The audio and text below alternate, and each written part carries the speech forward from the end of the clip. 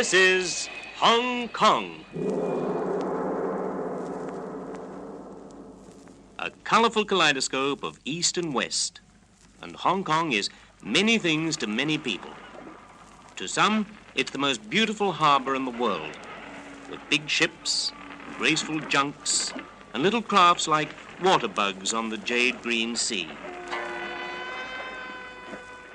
To some, it's a great bazaar, a place to shop, a place to have a suit made in a day, a place to bargain. And to millions, Hong Kong is a way of life, and to many, a dream come true. So now you're here, let's explore. You'll find a big welcome everywhere, from the humblest citizen, such as the old Chinese newspaper woman offering today's news with her time-worn hands.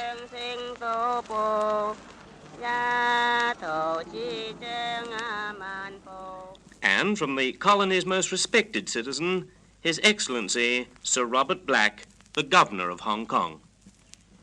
I regard Hong Kong as an eighth wonder of the world, a tiny spot on the map, but a great continent in terms of human achievement. It is a meeting place of East and West, and therefore it is a place of contrasts. You can see these in the great ships which glide into our beautiful harbor, drop anchor in its waters, and load and unload their cargoes, often from and to Chinese junks, which have remained unchanged in design since centuries before the first Western navigators nosed into the China seas.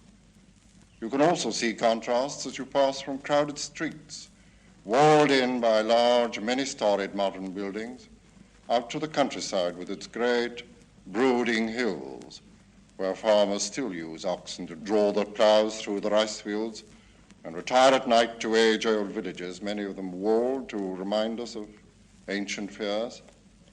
The whole is a fascinating scene of old custom and modern device, color and vitality, and an illustration, too, of courage in the face of adversity and of tolerance among people of different races who live and work here. So let us seek some of those contrasts and meet some of the people.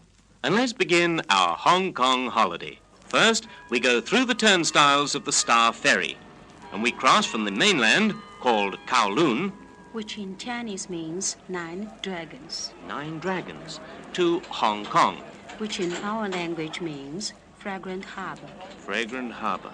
And so we cross, and the ferry only takes 5 enchanted minutes.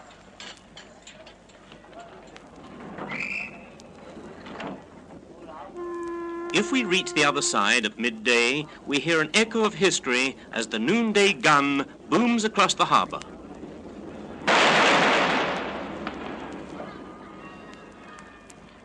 The city of Victoria, to give Hong Kong its proper name, is an unforgettable blend of modern buildings and quaint streets. And one-man powered rickshaws run alongside cars and tram cars.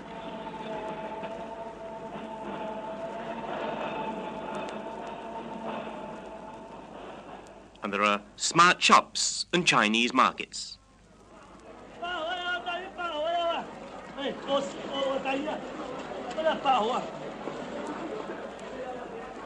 And the unexpected around every corner, with exciting things to see everywhere and wonderful things to eat. And incidentally, where else could you sit in a restaurant and have a constant parade of pretty girls walking round you with trays heaped high with delicacies, calling their wares and begging you to choose? And at night, these restaurants become nightclubs, complete with floor shows and singers. Let's see how good your Chinese is. Perhaps you might recognize the words.